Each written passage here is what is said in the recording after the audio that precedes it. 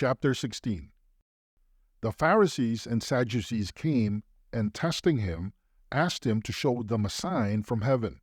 But he answered them, "When it is evening, you say it will be fair weather, for the sky is red.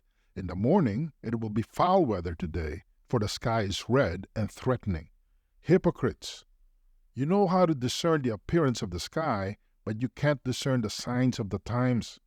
An evil and adulterous generation seeks after a sign, and there will be no sign given to it except the sign of the prophet Jonah." He left them and departed. The disciples came to the other side and had forgotten to take bread.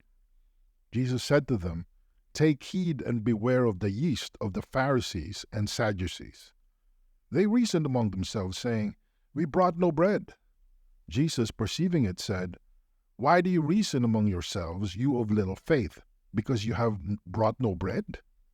Don't you yet perceive, neither remember the 5 loaves for the 5,000 and how many baskets you took up, nor the 7 loaves for the 4,000 and how many baskets you took up? How is it that you don't perceive that I didn't speak to you concerning bread?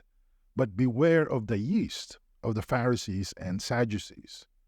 Then they understood that he didn't tell them to beware of the yeast of bread, but of the teachings of the Pharisees and Sadducees. Now when Jesus came into the parts of Caesarea Philippi, he asked his disciples, saying, "Who do men say that I, the Son of Man, am?"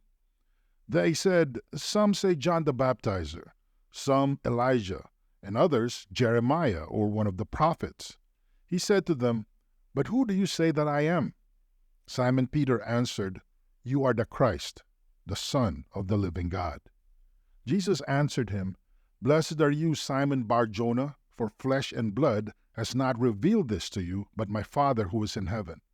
I also tell you that you are Peter, and on this rock I will build my assembly, and the gates of Hades will not prevail against it. I will give to you the keys of the kingdom of heaven, and whatever you bind on earth will have been bound in heaven, and whatever you release on earth will have been released in heaven." Then he charged the disciples that they should tell no one that he is Jesus the Christ. From that time, Jesus began to show his disciples that he must go to Jerusalem and suffer many things from the elders, chief priests, and scribes, and be killed, and the 3rd day be raised up. Peter took him aside and began to rebuke him, saying, "Far be it from you, Lord, this will never be done to you." But he turned and said to Peter, "Get behind me, Satan. You are a stumbling block to me, for you are not setting your mind on the things of God, but on the things of men." Then Jesus said to his disciples, "If anyone desires to come after me, let him deny himself and take up his cross and follow me. For whoever desires to save his life will lose it, and whoever will lose his life for my sake will find it. For what will it profit a man if he gains the whole world and forfeits his life? Or what will a man give in exchange for his life?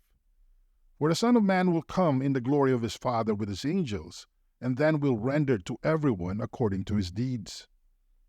Most assuredly, I tell you, there are some standing here who will in no way taste of death until they see the Son of Man coming in his kingdom."